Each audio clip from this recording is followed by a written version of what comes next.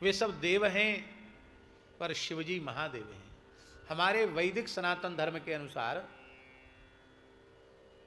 पंचदेवोपासन में ही समस्त देवोपासना का अंतर्भाव हो जाता है। गणपति, सूर्य, शक्ति, शिव और नारायण, ये पंचदेव हैं। अब बहुत ध्यान से सुने, इन पंचदेवों में शिवजी स्वयं एक देव हो गए, ध्यान देकर सुने। और उन पंचदेव में एक गणपति हैं, वो उनके पुत्र ही हो गए। और एक शक्ति हैं, वो उनकी आह्लादनी शक्ति ग्रहणी भगवती जगदम्बा पार्वती हो गई। तो एक स्वयं, एक उनकी अर्धांगिनी, एक उनके पुत्र, तीन स्वयं हो गए। और सूर्य तो उनके नेत्र हैं, तो चौथे सूर्य भी हो गए। अब बचे कौन? श्री नारायण। वह नारायण तो शिव का अंतःकरण ही है, शिव की आत्मा ही है, शिव का हृदय ही है। शिवस्य हृदयम विष्णु, विष्णोश्च हृदयम शिवा। शिव का हृदय विष्णु है और विष्णु का हृदय शिव है। इसी शिव पुराण को उठाकर देखो तो भगवान नारायण के जैसा कोई शैव नहीं। नवनीतोपम अत्यंत सुंदर चित्त को देख करके हैं, उनके मन रूपी माखन को देख करके हमारे माखन चोर पंढरीनाथ भी लालायित हो गए। और उन्होंने कहा कि हमारी आत्मा शिव के तो ये उपासक हैं ही, अब हम भी इनको अपनी ओर आकृष्ट कर लेते हैं। और भगवान पंढरीनाथ ने आपके पूर्वाचार्य चरण को प्रत्यक्ष दर्शन दिया। और फिर तो ऐसा प्रेम हुआ कि स्वयं आप इस महाराष्ट्र की धरती पर ही आप बस गए। भगवान दत्त की सन्निधि है और प्रतिवर्ष चातुर्मास्य में देवा दत्ता यह कीर्तन 4 महीने तक अखंड कीर्तन होता है, अद्भुत संकीर्तन होता है। हमने भी खूब सुना है देवा दत्ता कीर्तन। और भगवान का दत्तात्रेय स्वरूप, वह एक ही स्वरूप ऐसा अद्भुत अनुपम स्वरूप है जिसमें त्रिदेवों का एक साथ दर्शन होता है, त्रिदेवों की एकता का दर्शन होता है। ऐसे दत्त भगवान विराजे हैं। और दत्त भगवान को प्रकट करने वाली माता अनुसुईया भी, जगन माता अनुसुईया देवी भी वहाँ विराज रही हैं। बड़ी प्रसन्नता की बात है। ऐसे पवित्र वातावरण में यह शिव महापुराण की कथा भारतवर्ष के इतने महान संतों की मंगलमयी सन्निधि में समायोजित हो रही है। हमारे श्री पलसाना वाले महंत जी, राजस्थान शेखावाटी क्षेत्र, जिला सीकर में पलसाना एक बहुत प्राचीन मठ है, निम्बार्क संप्रदाय की पवित्र परंपरा। और हवाई जहाज भी 2 जगह बदल करके आना पड़ता है, लेकिन फिर भी स्वामी जी के प्रेम ने सबको अपनी ओर खींच लिया। उधर मध्य में स्वामी जी विराज रहे हैं। कहाँ से पधारे हैं?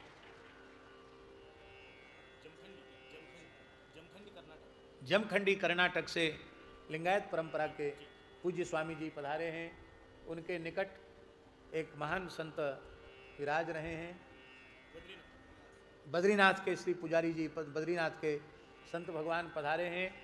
और उधर बिल्कुल निकट में जो विराज रहे हैं छत्रपति जी के, वो हमारे उत्तर काशी के श्री उत्तर काशी विश्वनाथ भगवान के अर्चक पूज्य पुजारी जी विराज रहे हैं। गंगोत्री के भी पुजारी जी विराज रहे हैं। तो ये सब सौभाग्य है। आप ऐसा समझें कि इन संतों के रूप में वह तीर्थ आकर यहाँ विराजे। उत्तर काशी विश्वनाथ भगवान अपने अर्चक पुजारी जी के रूप में विराजे हैं। श्री गंगा जी गंगोत्री धाम के पुजारी जी के रूप में विराजे हैं। बद्रीनाथ भगवान अपने अर्चक के रूप में, पुजारी के रूप में विराजमान है। तो ये सब पूज्य दर्शन हो रहा है। सन्मुख भी पूज्य संत अयोध्या, चित्रकूट, जगन्नाथपुरी, वाराणसी, न जाने कहाँ कहाँ से महात्म्य का आरंभ करेंगे। और आगे धीरे धीरे धीरे धीरे इसी क्रम से जितना ग्रंथ मूल पारायण हो रहा है और समास व्यास क्रम से समग्र ग्रंथ का ही स्मरण करने का भाव है। और एक हम अपने जीवन की एक बात आपको निवेदित करें। लगभग 1990 से, सन 1990 से भगवान ने ये कथा कीर्तन की सेवा इस दास को प्रदान की। 90 से आज कितना हो गया? 35 वर्ष हो गए। कथा तो उसके पहले, प्रवचन तो उसके पहले ही सुदामा कुटी में कोई नहीं रहता तो महाराज जी कहते पंडित जी जाओ तुम सुनाओ, तो सुनाते थे। पर पुराण का वाचन सबसे पहले हमने अपने जीवन में, पुराण का वाचन सबसे पहले अपने जीवन में संभवतः 1990 में किया, और वह भी सबसे पहले शिव पुराण का ही वाचन किया। अपने जीवन का आरंभ ही शिव पुराण से। श्रीमद् भागवत की कथा फिर 1992 में कही, लेकिन पुराण की सबसे पहली कथा शिव पुराण की कही। हमारे पूज्य गुरुदेव श्री पहाड़ी बाबा महाराज, उनके यहाँ एक भगत आ गया, सावन का महीना था, शिव पुराण सुनना महाराज। कहाँ सुनोगे? बोले यहीं खाक शौक में शिव पुराण सुनना है। महाराज जी ने हमको बुलाया, पंचांग देखा, मुहूर्त देखा, तो बिना पंचांग देखे कोई काम नहीं करते थे महाराज जी। पंचांग देखा, हमारा चंद्रमा देखा, नक्षत्र देखा, जजमान का देखा। महाराज जी की फ्लाइट का समय है, इसलिए महाराज जी को जाना पड़ेगा, पर आपकी उपस्थिति से मल्लिकार्जुन भगवान की कृपा करुणा हम सब लोगों को प्राप्त हो गई। हम धन्य हुए, और आपसे आग्रह है कि कभी आप वृंदावन भी पधारें।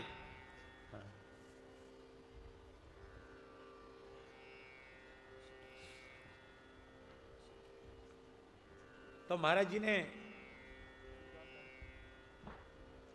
व्यास जी मुहूर्त शोधन कर दिया और बोले परसों का मुहूर्त बहुत बढ़िया है, न पक्षांतर है न मासांतर है, 11 दिन में तुमको शिव पुराण की कथा कहनी है, और पाठ भी तुम्ही को करना हो, कथा भी तुम्ही को कहनी, मूल पाठ भी करना हो, कथा भी कहनी। हमने कहा महाराज जी भागवत की कथा तो हम कह सकते हैं थोड़ा बहुत, शिव पुराण तो हमने पढ़ा ही नहीं, हम कैसे कहेंगे? अरे भाई जजमान जो कराएगा वो कहोगे कि अपने मन से कहोगे? जजमान की इच्छा है शिव पुराण सुनने की, तो शिव पुराण सुनाओ। हमने कहा महाराज जी पोथी नहीं है हमारे पास। यजमान से बोले मुहूर्त तो हमने शोधन कर दिया, व्यास जी के लिए पोथी की व्यवस्था करो। तो एक हिंदी का गीता प्रेस का संक्षिप्त शिव पुराणांक खोज कर लाए, हिंदी में जो है। हमने कहा महाराज जी इससे तो कथा नहीं होगी, संस्कृत का चाहिए। अब तो बहुत चीजें उपलब्ध होने लगी। उस समय व्यास जी पूरे वृंदावन के जो पुस्तक विक्रेता हैं उनके पास शिव पुराण नहीं मिला। मथुरा में एक दुकान पर, सीताराम पुस्तकालय है, वहाँ एक दुकान पर चौखंबा से प्रकाशित मूल एक शिव पुराण का गुटका प्राप्त हुआ, छोटे अक्षरों में लिखा हुआ। 24,000 श्लोक हैं शिव पुराण में, मूल गुटका प्राप्त हुआ। और पहली कथा मूल गुटका से हमने कही। वो अभी हमारा पुस्तकालय, हमारी पुस्तकें नई जगह में जा चुकी हैं, तो अभी हम उसको ला नहीं पाए, नहीं तो उस गुटके में आज भी श्लोकों के सब चिन्ह लगे हुए। एक प्रहर दिन में, एक पूर्वाह्न में हम पाठ करते थे मूल, और पाठ करना है तो अर्थानुसंधान पूर्वक पाठ करते थे, श्लोकों को चिन्हित करते थे, शाम के प्रवचन में कौन से श्लोक कहना है, और फिर शाम को कथा कहते थे। लगभग 5 घंटे तो मूल पारायण करते थे, और 5, साढ़े 5, 6 घंटे एक आसन से बैठ के कथा कहते थे पूरा दिन, और दोपहर में फलाहार। शाम को महाराज जी पुराने हिसाब के थे, अन्न खा के नहीं करोगे, दिन में फलाहार। और फलाहार में ये नहीं कि वो कूटू की पूड़ी और सिंघाड़े का हलवा और मलाई के पुआ, ये सब नहीं, आलू गुड़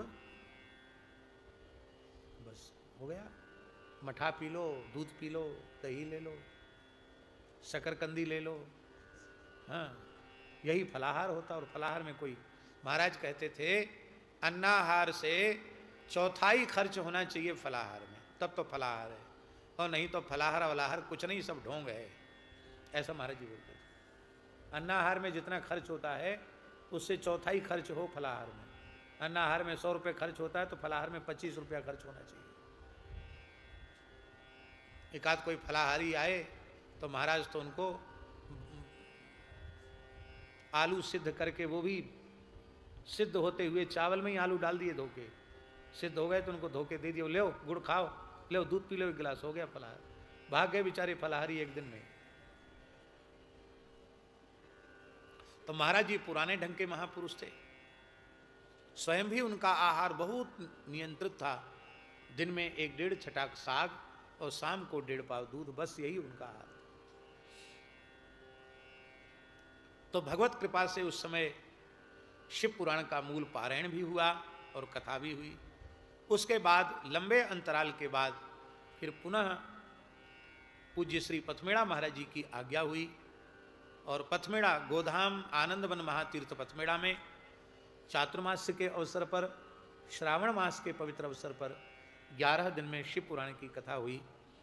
और अब पुनः श्री वेंकटेश बाल योगी गोवत्स श्री वेंकटेश स्वामी जी के मन में भाव जगा कि यहाँ की जनता को भी शिव पुराण श्रवण करने का अवसर मिले, क्योंकि ये सब भगवान शिव के अनन्य उपासक हैं, इनकी शिव भक्ति और अधिक परिपुष्ट हो। आप अन्यथा न माने, वर्तमान समय में जो पुराण वाचन की परंपरा चल रही है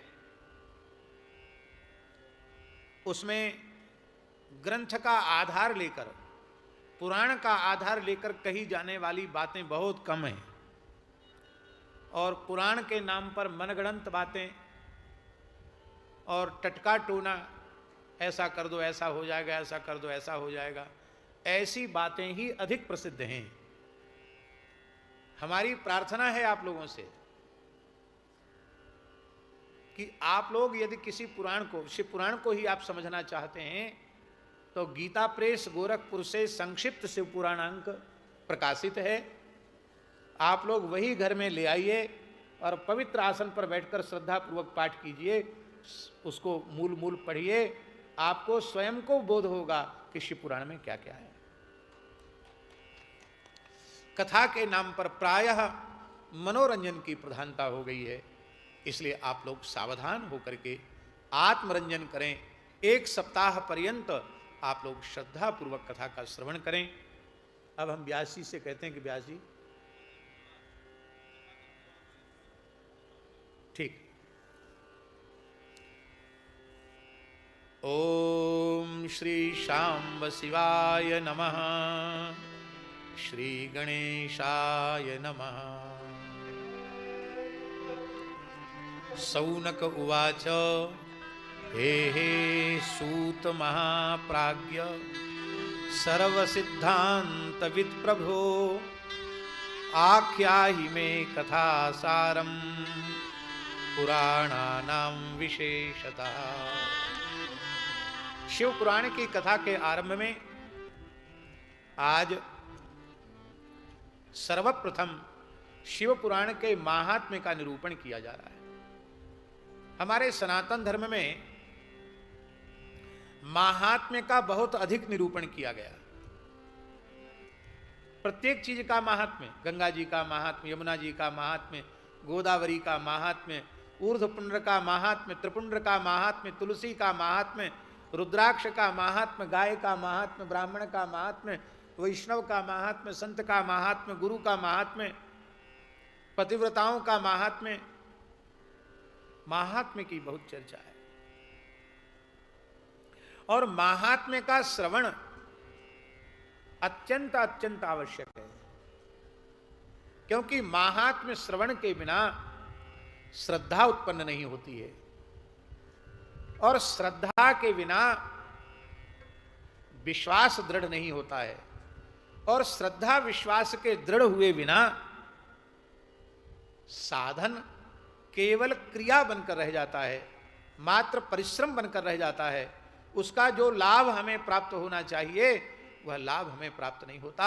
लाभ की प्राप्ति तो श्रद्धा और विश्वास के अनुरूप होती है। इसलिए श्रद्धा विश्वास को परिपुष्ट करने के लिए, जागृत करने के लिए सभी पुराणों के आरंभ में महात्म्य का निरूपण किया जाता है। हम लोग भागवत की कथा सुनते हैं तो उसके आरंभ में महात्म्य का निरूपण, किसी भी पुराण की कथा, और सभी पुराणों के महात्म्य की चर्चा स्कंद पुराण में है। पद्म पुराण में भी कुछ पुराणों का महात्म्य है, पर स्कंद पुराण में विशेष रूप में शिव महापुराण का जो महात्म्य है वो स्कंद पुराणांतर्गत है। नैमिषारण्य की पवित्र धरती पर सुंदर सुभद्र वेदी पर श्री सूत जी महाराज विराजमान हैं। 88,000 शौनकाद ऋषियों में प्रधान, 88,000 ऋषियों में प्रधान कुलाधिपति जो महर्षि शौनक जी हैं, उन शौनक जी ने श्री सूत जी से पूछना आरंभ किया कि हे भगवान, आप भगवान कृष्णद्वैपायन भगवान वेदव्यास के अत्यंत प्रिय योग्य शिष्य हैं, संपूर्ण सिद्धांतों के ज्ञाता हैं। आपकी वाणी से हमें अनेकों पुराणों के श्रवण का सौभाग्य प्राप्त हुआ है। अब उन पुराणों की कथाओं का जो सार तत्व है, उस सार तत्व का आप कृपा पूर्वक वर्णन करें। हे भगवान, आपके मन में यह प्रश्न होगा कि आप सब ऋषि ये कथा क्यों सुनना चाहते हैं? क्योंकि एक सिद्धांत है, प्रयोजनम अनुद्दिश्य मंदोपि न प्रवर्तते। प्रयोजन के बिना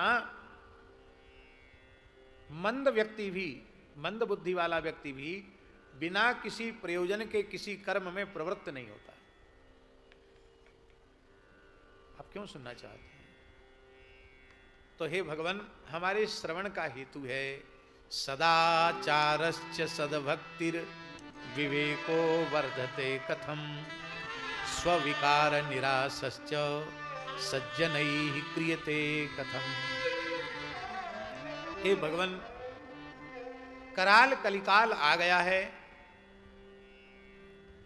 ऐसी अवस्था में सज्जन पुरुष वे सदाचार में कैसे प्रतिष्ठित हो? सदाचार शब्द का अर्थ क्या है?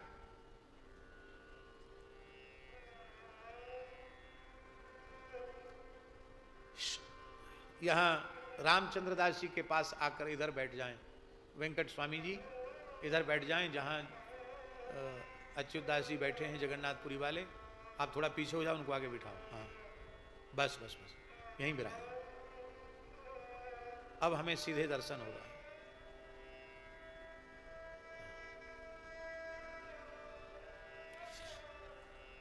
सदाचार शब्द का अर्थ क्या है? सदाचार शब्द का अत्यंत सरल अर्थ है सताम आचारः सदाचारः। सत्पुरुषों का जो आचरण है उसी को सदाचार है। और वह सदाचार उसका एक संप्रदाय है, उसकी एक परंपरा है। वो संस्कार मनुष्य को परंपरा से प्राप्त होते हैं। संपूर्ण वेद वेदांग का निष्णात महापंडित हो, पर उसके जीवन में सदाचार की प्रतिष्ठा न हो, तो वह शास्त्र का ज्ञान भी उसका कल्याण कारक नहीं हो सकता है। हाँ, उस शास्त्र ज्ञान से लच्छेदार प्रवचन कर लेगा, यश भी कमा लेगा, धन भी कमा लेगा, लेकिन आत्म कल्याण नहीं कर सकता। इसलिए लिखा है आचारहीनम न पुनन्ति वेदा। आचारहीन व्यक्ति को वेद भी पवित्र नहीं कर सकते। सदाचार जिसके जीवन में नहीं है, उस व्यक्ति के मृत्यु के क्षण में वेद की ऋचाएं, शास्त्र का ज्ञान उसके शरीर का त्याग कर देते हैं।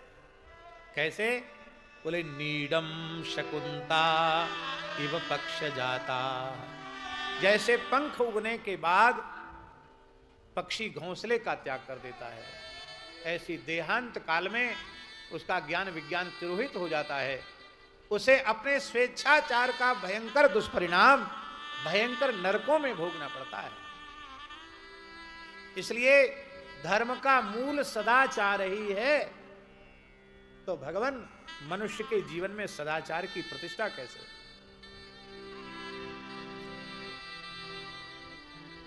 और दूसरा प्रश्न है सौनकादि ऋषियों का कि सद्भक्ति की प्राप्ति कैसे हो? सद्भक्ति, सत शब्द का अर्थ क्या है? सत शब्द का अर्थ है अस्तिति सत।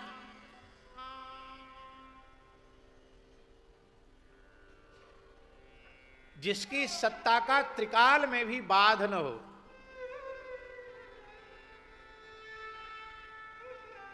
यहां तो नांदेड़ तो हमारे हिंदू धर्म, वैदिक सनातन धर्म के महान रक्षक आचार्य,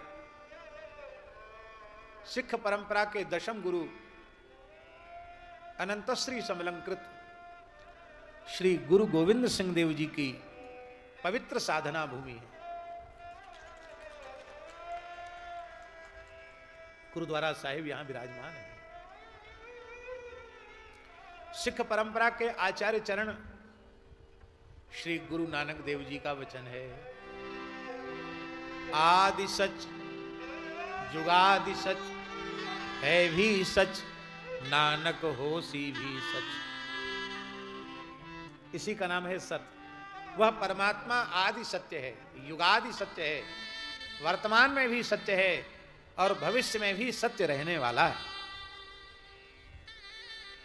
ऐसे सत्स्वरूप परमात्मा के चरणों में भक्ति उत्पन्न कैसे हो? इसका आशय यह है कि भक्ति तो सब में होती है, पर सद्भक्ति किसी किसी में होती है। भक्ति माने क्या होता है? असाधारण प्रेम। सबके देह परम प्रिय स्वामी। अब किसी की देह में भक्ति, तो किसी की गेह में भक्ति है, घर में भक्ति है, किसी की पत्नी के प्रति भक्ति है, तो किसी की पुत्र पुत्री के प्रति भक्ति है, किसी की धन के प्रति भक्ति है। पर ये भोगों के प्रति भक्ति, शरीर संसार के प्रति भक्ति, वो सद्भक्ति नहीं है। सद्भक्ति वही है जिसका साक्षात संबंध भगवान के साथ हो, वो सद्भक्ति है। अविनाशी परमात्मा के चरणों में भक्ति कैसे प्राप्त हो? तीसरा प्रयोजन है कथा श्रवण का, विवेको वर्धते कथम। विवेक की वृद्धि कैसे हो?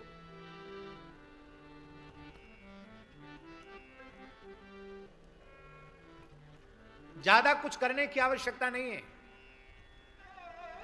परमात्मा की कृपा से, संतों के संग से, सत्संग से प्राप्त जो विवेक है, उस विवेक का आदर करना मनुष्य को आ जाए तो उसका मानव जन्म लेना सफल हो जाएगा।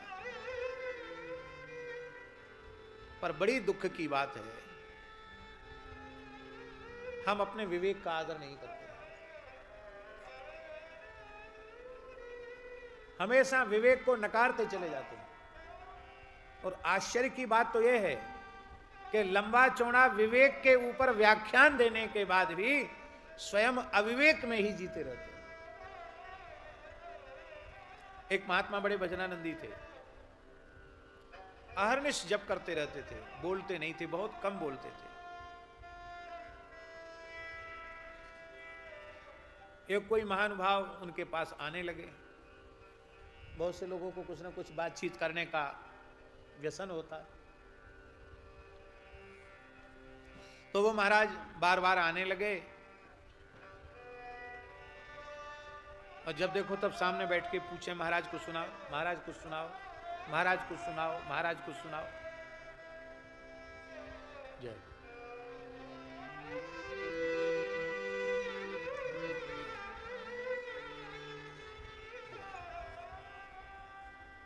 नहीं नहीं नहीं, ये नहीं, ये रहेंगे।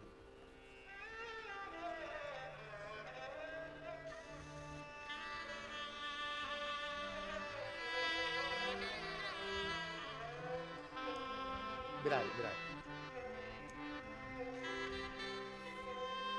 अब महात्मा तो स्वात्माराम थे, भजनानंदी थे। कई दिन हो गया बार बार महाराज आप कुछ बोलते नहीं, कुछ सुनाइए कुछ सुनाइए। एक दिन महात्मा ने सोचा कि इसकी फांस काट देना चाहिए। महात्मा बोले कि भैया सुनावे क्या, इसके पहले तुमने कुछ सुना है कि नहीं? अरे बोले महाराज क्या बात करते हैं आप, कितनी राम कथा सुन ली, कितनी कृष्ण कथा सुन ली, कितने बार भागवत सुनी, गीता सुनी, रामायण सुनी, महाभारत सुनी, हमें याद नहीं है। हाँ इतना पक्का याद है कि हमको सदग्रंथों का श्रवण करते करते, सत्संग करते करते हमको 1 वर्ष 2 वर्ष नहीं 40 वर्ष हो चुके हैं। महात्मा ने हाथ जोड़े, सिर झुकाया, प्रणाम किया, बोले वाह, आपको जब बहुश्रुत हैं आप, 40 वर्ष से लगातार गीता भागवत रामायण आदि सदग्रंथों को श्रवण कर रहे हैं, तो आपको हम क्या सुनावें? नहीं महाराज फिर भी तो कहने सुनने की परंपरा है, फिर भी कुछ सुनाइए। तब उन संत ने कहा कि हम सुनाएंगे जरूर, लेकिन हम एक बात आपसे पूछना चाहते हैं कि इन 40 वर्षों में जितना आपने श्रवण किया है, उसमें से कितना अंश आप अपने जीवन में आत्मसात कर पाए हैं? उस 40 वर्षों के सत्संग से प्राप्त अपने विवेक का आप कितना आदर कर पाए हैं, ये बताइए। इस प्रश्न का उत्तर उन महाशय से देते नहीं बना, वे मौन हो गए। तब उन्होंने कहा कि अब आप अपना और हमारा दोनों का समय नष्ट करने पर क्यों तुले हुए? 40 वर्ष के सुनने के बाद भी आप अपने विवेक का आदर नहीं कर पाए, तो हम भी आपको सुनावेंगे तो हमारा उतना समय ही नष्ट होगा। आपको अपने विवेक का आदर तो करना नहीं है, इसलिए दोबारा हमारे पास आना नहीं। इन 40 साल में जो सुना है उससे प्राप्त जो विवेक है उसका आदर कीजिए एकांत में बैठ करके। हम अपने विवेक का आदर नहीं करते। बिनु सत्संग विवेक न होई, राम कृपा बिन सुलभ न सोई। तो पहला प्रयोजन कथा श्रवण का यह है कि सदाचार प्रतिष्ठित हो, दूसरा भगवत भक्ति की प्रतिष्ठा हो, तीसरा प्रयोजन है कि हमारे जीवन में विवेक की वृद्धि हो, और चौथा प्रयोजन है व्यास जी स्विकार निराशश्च, अपने विकारों का निराश हो। कई बार मनुष्य जीवन में सदाचार को प्रतिष्ठित करने के लिए भी प्रयत्नशील होता है, किसी न किसी अंश में भगवत भक्ति भी उसके जीवन में होती है, विवेक भी जगता है, किंतु इतना सब करने के बाद भी वह अपने अनंत जन्मों के वासना वासित अंतःकरण की मलिन वासना पर विराम नहीं लगा पाता है। तो अपने विकारों का निराश कैसे हो, सज्जन पुरुष कैसे करें? क्यों? क्योंकि जीवश्चासुरतां प्राप्ता प्रायो घोरे कलाविह। इस घोर कलिकाल में मनुष्य आसुर भाव को प्राप्त हो गए। पहले का जमाना ऐसा था व्यास जी, वो दैवी संपत्ति से युक्त कैसे हो? क्योंकि गीता जी में भगवान ने कहा दैवी संपद विमोक्षाय निबंधाया सुरी मता। दैवी संपत्ति मोक्ष का कारक है, मोक्ष की कारिका है, और आसुरी संपत्ति बंधन की कारिका है। इसलिए जो कल्याणकारी साधनों में सबसे श्रेष्ठ साधन हो, जो पवित्रों को भी पवित्र बनाने वाला हो, ऐसे पवित्र साधन का उपदेश आप कृपा करके कीजिए। और हे भगवान, ऐसा साधन बताइए कि अंतःकरण की शुद्धि हो जाए और शिव प्राप्तिर भवेत तात सदा निर्मल चेतसा। भगवान शिव की प्राप्ति हो जाए। महाराज जी, शिव शब्द का अर्थ ही है परम कल्याण, आत्यंतिक कल्याण, जिस कल्याण के बाद फिर कुछ शेष न रहे, अकल्याण की संभावना ही सर्वथा निरस्त हो जाए, उस तत्व का नाम है शिव। सदा सर्वदा जिसका चित्त निर्मल हो। जब हरि और हर में भेद नहीं है, अभेद ही है, तो जो प्राप्ति की भूमिका भगवान श्री हरि की है, रामकृष्ण नारायण की है, वही प्राप्ति की भूमिका भगवान शिव की है। ये तो सब नित्य प्राप्त हैं। भगवान का प्रत्यक्षानुभव नहीं हो चुका है, किंतु ये आचार्य, ये संत हम सब कलिमल ग्रसित जीवों का प्रतिनिधित्व करते हुए पूछ रहे हैं कि हमें शिव तत्व की प्राप्ति कैसे हो, हमारा चित्त निर्मल कैसे हो। सूत जी बड़े प्रसन्न हुए और उन्होंने कहा कि हे मुनि शार्दूल, हे मुनि श्रेष्ठ, आपको तो शिव जी प्राप्त ही हैं, पर आपका कथा में इतना प्रेम हो गया है कि श्रवण प्रीति लालसा। आप श्रवण में प्रेम होने के कारण आपको श्रवण का लालच सदा बना रहता, लालसा बनी रहती, जो भवरोग का शमन करने वाला परम रसायन है। ऐसा सिद्धांत हम तुम्हें निरूपित कर रहे हैं। काल रूपी सर्प के भय से ये सारा जगत भयभीत है। नाथ सकल जग काल कलेवा, इस काल रूपी सर्प का कलेवा है। कलेव माने जानते हो? कलेवा माने होता बाल भोग। बाल भोग का अर्थ है कि इसका राजभोग तो आज तक हुआ ही नहीं, ब्यारू भई नहीं। अनंत समय से ये जीवों का भक्षण करता चला जा रहा है काल, लेकिन अभी इसका राजभोग नहीं हुआ, बाल भोग ही चल रहा है। प्रातरास, जिसको मराठी में कहीं कहीं लगा था नाश्ता, नाश्ता कहते ना, यहां कहीं दुकान पे लिखा था चाह नाश्ता, तो अभी नाश्ता चल रहा है, राजभोग तो वही नहीं, मध्याह्न वाला भोजन काल का नहीं हुआ। इस काल रूपी सर्प के भय से मुक्ति कैसे हो, इसके लिए शिव पुराण का श्रवण करना चाहिए। यह शिव पुराण कहां से प्रकट है? बोले शैवम पुराणम परमम शिवेनोक्तम पुरा मुने। हे महर्षि, भगवान शिव ने ही पूर्व काल में आत्मस्वरूप इस शिव पुराण का उपदेश किया था। भगवान शंकर ने इसका उपदेश किया था। भगवान शिव ने सनकादिकों में, जो भगवान सनत कुमार हैं, सनक सनंदन सनातन सनत कुमार, एक बार चारों सनकादिक ऋषि कैलाश में पहुंचे और उनमें चारों में जो सबसे छोटे सनत कुमार भगवान हैं, उन्होंने भगवान शिव से ही पूछा। तब भगवान शिव ने स्वयं ही आत्मस्वरूप पुराण का, शिव पुराण का उपदेश भगवान सनत कुमार जी को किया। और सनत कुमार जी ने वह पुराण का जो उपदेश भगवान शिव के मुखारविंद से प्राप्त किया था, वही उन्होंने भगवान कृष्ण द्वैपायन व्यास जी को सुनाया। और सूत जी कहते व्यास जी से हमने सुना और वही हम आपको सुना रहे हैं। इसी का नाम है संप्रदाय, इसी का नाम है परंपरा। ये शिव पुराण की परंपरा है। भगवान शिव ने सनत कुमार को दिया, सनत कुमार जी ने व्यास जी को दिया, व्यास जी ने सूत जी को दिया, और सूत जी से सौनकादि ऋषियों को प्राप्त हुआ। और उनके पवित्र संवाद के माध्यम से हम लोगों को श्रवण करने का सौभाग्य प्राप्त हुआ है। कहते व्यास जी ने इसको विस्तार से नहीं कहा, विस्तार से तो शंकर जी ने सनत कुमार को सुनाया था, सनत कुमार जी ने थोड़ा और संक्षेप करके व्यास जी को सुनाया, और व्यास जी ने जो सुना था उसको और संक्षिप्त करके मुझे दिया, मैं तुम्हें सुना रहा हूं। व्यासेनोक्तम तु संक्षेपात् कलिजा नाम हिताय च। कलयुगी मनुष्यों के हित के लिए भगवान व्यास ने इसका उपदेश किया है।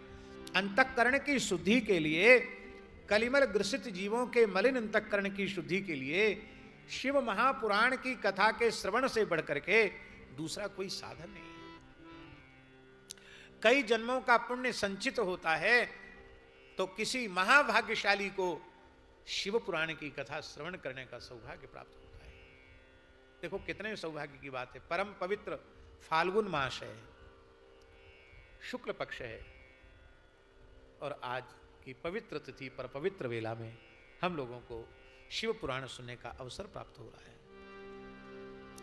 यह शिव पुराण परमोत्तम शास्त्र है, शिव स्वरूप है, इसलिए भगवान शिव की भक्ति करने वालों को अत्यंत श्रद्धा पूर्वक शिव पुराण का श्रवण करना चाहिए।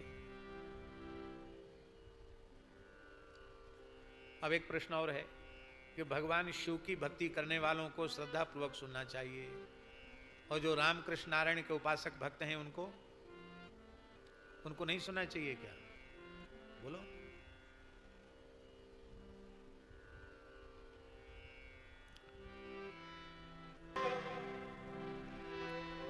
स्वामी जी एक लोटा जल भी नहीं चढ़ाना है, एक बिल्व पत्र भी नहीं चढ़ाना है, अक्षत भी नहीं चढ़ाना है, केवल शिव जी के द्वार पर जाकर बोलो महादेव महादेव महादेव। 3 बार जाकर कोई कह दे भगवान शिव के द्वार पर, तो भगवान शंकर इतने दयालु हैं, इतने प्रसन्न हो जाते हैं। बोले इस मेरे भक्त ने एक बार महादेव कह के तो मुझे खरीद लिया, मैं बिक गया इसके हाथों, अब इसने 2 बार और कह दिया। 3 बार कहा ना, महादेव महादेव महादेव महादेव महादेव। तो एक बार में तो मैं बिक गया, अब इसने 2 बार और महादेव महादेव बोल दिया, अब तो मैं कर्जदार हो गया। भैया इतना दयालु, इतना करुणामय, इतना उदार और कौन होगा? इसलिए कोई कामना ऐसी नहीं है जो शिव पुराण के श्रवण से अधूरी रह जाए, सब पूरी हो जाएंगी। सर्व काम फलप्रदम, इस पुराण के श्रवण से मनुष्य निष्पाप हो जाता है और संपूर्ण भोगों को भोग कर अंत में शिवलोक की प्राप्ति करता है। महाराज जी लिखा है, राजसूय यज्ञ जानते हो, छोटा मोटा यज्ञ नहीं, धर्मराज युधिष्ठिर ने भगवान श्री कृष्ण की आज्ञा से राजसूय यज्ञ किया था। वो